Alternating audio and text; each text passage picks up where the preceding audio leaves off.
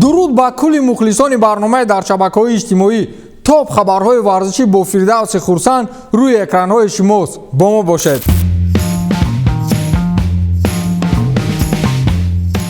писар падари худро ба суд дод. дар дунёе ки мо зиндагӣ дорем ҳар кор шуданаш мумкин. хулас писари Самуэл Ето падари худро барои насупоридани алимент ба суд додааст. Этьен Ето писари собиқ футболбози дастаҳои Барселона ва Анжи падари худро барои иҷро накардани қарзи падарӣ ба суд додааст то ӯ 20,000 евро ҳаққи алимент супорад. гуфта мешавад ки писару падар чанд вақт бо ҳам тариқи почтаи электронӣ муошират мекарданд, вале чанд вақти ахир Самуэл Ето ба қонунвайронкунӣ даст зад ва аз супоридани алимент даст кашидааст. ҳатто ба зангҳои телефонии писараш ҷавоб намедиҳад. Мариан Пинеда собиқ ҳамсари Ето изҳорот додааст ки писараш аз беаҳамиятии падар азоби рӯҳӣ мекашад ва ҳоло аз алименту лавозимоти мактабӣ бенасиб аст. аз ин рӯ мо маҷбур шудем ба суд шикоят бубарем. ҳоло Самуэл Ето дар хатар аст ва то имрӯз бо касе муошират накардааст. падар дар суд назди писар рост меистад. аҷаб давру замоне.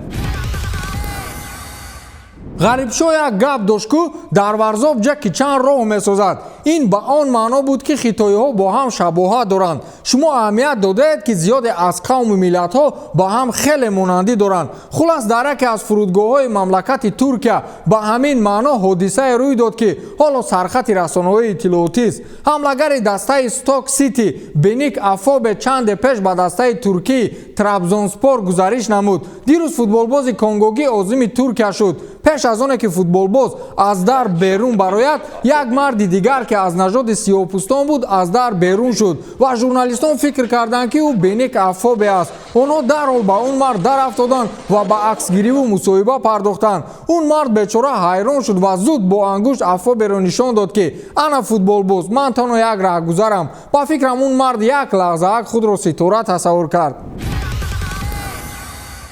Джонатан Барнет, агенти футболбози ЮЛС дастаи Реал Мадрид, Гарет Бел ба журналистон гуфт ки гузариши футболбоз аз Реал ба Тоттенхем наздик омадааст. ӯ изҳорот додааст ки чандин суолҳое ҳаст ки бояд дар мавридаш ҳарф занем, аммо ҳамин қадарашро мегӯям ки он рӯз наздик аст ки Бел баъди 7 сол Мадридро тарк намояд. муомила хеле мушкил аст, вале мо кӯшиш дорем ки тарафайн ба мувофиқа биёянд. Гарет Бел аллакай ба Жозе Маурино дар алоқа буд ва гуфт ки ин даста ҷойгоҳи махсус дар қалби ӯ дорад, гуфтааст Джонатан Барнет, агенти футболбози дастаи Реал Гарет Бел. охир аз ҳамун дар Реал бекор гаштан дар дастаи Тоттенхем бозӣ кардан хуб нест. ин корро ӯ бояд барвақт мекард. голф бозӣ карда гаштааст дар кӯчаҳои Мадрид.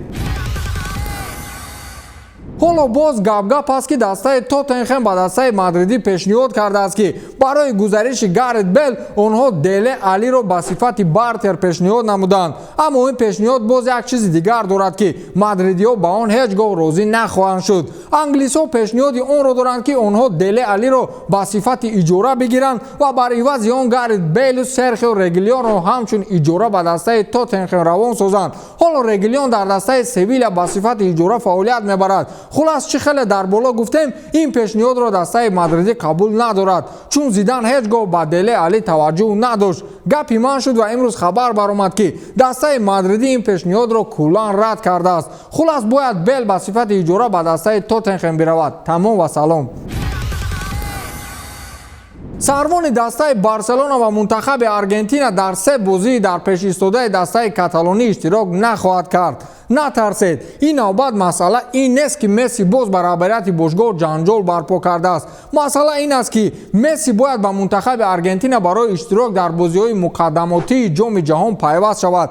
барои чӣ дар 3 бозӣ иштирок намекунад? сабаб коронавирус аст ки мувофиқи меъёрҳои Созмони ҷаҳонии тандурустӣ Месси ҳангоми ворид шудан ба мамлакати Аргентина бояд 2 ҳафта зери карантин қарор бигирад. аз ин рӯ Месси 2 ҳафта дар карантин мемонад ки дар ин муддат дастаи Барселона дар доираи рақобатҳои Ла Лига 3 бозӣ мегузаронад. бозиҳое ки Месси ҳамроҳ бо Барселона дар он иштирок намекунад, ин вохӯрӣ бо дастаҳои Вильяреал, Селта ва Севилья мебошад. бозиҳо ҷиддӣ аст. боз ҳамин Барселона бе Месси шикаст мехӯрад чӣ?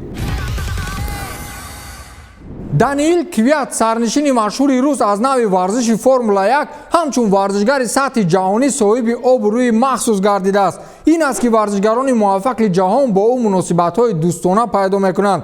дирӯз дар шабакаи инстаграми Даниил аксе пайдо шуд ки он ҷо ӯ бо собиқ чемпиони ду вазни UFC Конор Макгрегор аст. ӯ навиштааст ки шиносоӣ бо Конор Макгрегор беҳтарин лаҳзаи зиндагӣ буд. Конор шахсияти олӣ ва чемпиони ҳақиқӣ аст. муҳтарам Даниил, пеш аз оне ки Конорро тавсиф мекунӣ, аввал аз Ҳабиб иҷоза бигир ки пушти дар намонӣ, мисли Артем Лобов.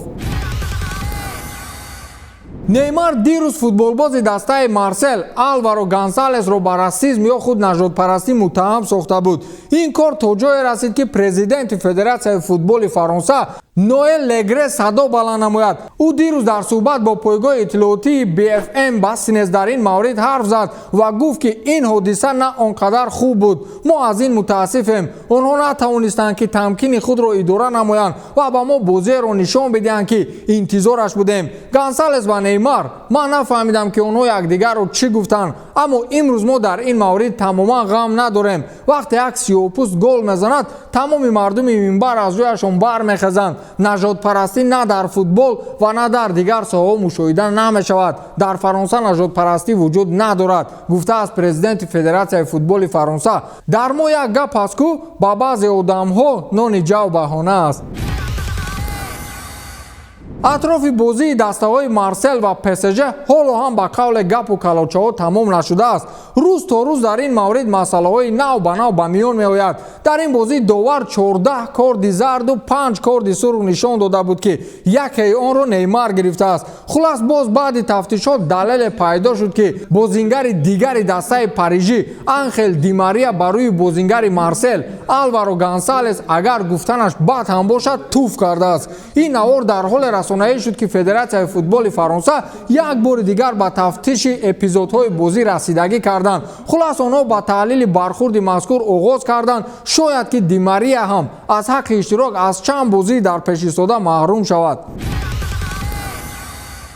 рақобати беҳтарин боксчиҳои дунё Александр Поветкин ва Дилиан Уайт хеле ҷазоб баргузор шуда буд ва аз душмани бокс то сарсупурдатарин мухлис хоҳиши реванш ё баргузор шудани боз як рақобати дигар миёни онҳо буд. Поветкин Уайтро дар рақобати аввал шикаст дода буд. дирӯз Поветкин дар саҳифаи инстаграми худ аз рақобати ҷавобӣ ё худ реванш хабар дод. ӯ дар саҳифаи худ навиштааст ки ман бо аҳли оилаи худ хуб истироҳат кардем ва вақти худро хеле хурсандона паси сар намудам. рӯзи рақобати ҷавобӣ дақиқ шуд. рӯзи 21 ноябр дар ринги бокс ман ва Уайт беҳтарин рақобатро нишон хоҳем дод. Дилиан рақиби сарсахт аст. инро ман пеш аз рақобат гуфта будам ва ҳоло ҳам мегӯям, навиштааст Александр Поветкин. як асрори дигар аз миёни ҳамон баҳсу ҷанҷолҳои дохилии бошгоҳи дастаи Барселона пеш аз оне ки Месси раҳбарияти бошгоҳро тавассути номаи электронӣ огоҳ намуд ки ман дастаро тарк месозам, Антуан Гризман низ аз ин киштии ғарқшуда гурехтанӣ будааст. агенти футболбози фаронсавӣ барои футболбоз дастаи нав меҷустааст. гуфта мешавад ки агенти футболбоз ба дастаи Манчестер Сити дар мавриди гузариши Гризман ба ин даста муроҷиат карда буд. дастаи англисӣ баъди чанде ба агенти Гризман ҷавоб гардонидааст ки ба мо Антуан Гризман лозим нест. инро як журналисти испанӣ Жерар Ромеро дирӯз дар саҳифаи твиттери худ расонаӣ кард. дидед аз он ҷо танҳо Месси гурехтанӣ набуд. Ҳабиб Нурмагомедов размгари доғистонӣ як голи задаи Златан Ибрагимовичро дар замонҳои дар дастаи Лос Анҷелес Гелакси фаъолият бурданаш дар инстаграмаш гузошт ва навишт ки дифои то аз тейкдаун чӣ хел аст. Dos Santos lifts it into the area. Ibra scores! That is number 500 for Zlatan Ibrahimovic, and only he can get to 500 in that way. ин голро Ҳабиб гузошта Златанро ишора кард. ин дар ҳоле аст ки Златан аз як партофти ҳамдастааш голеро бо сабки ғайриоддӣ иҷро мекунад. дар ин баробар Златан яке аз футболбозоне аст ки ба рақобатҳои ММА таваҷҷӯҳи махсус дорад ва инро чандин маротиба ишора кардааст. шояд Ҳабиб Ибрагимовичро ба рақобат даъват карданӣ бошад. дар фазои варзишии ҳозира ҳамин қадар чиз намерасад ки боварӣ дорам кадом рӯзе пул ин корро мекунад. ба ҳамин тамом то дидори навбатӣ хайр.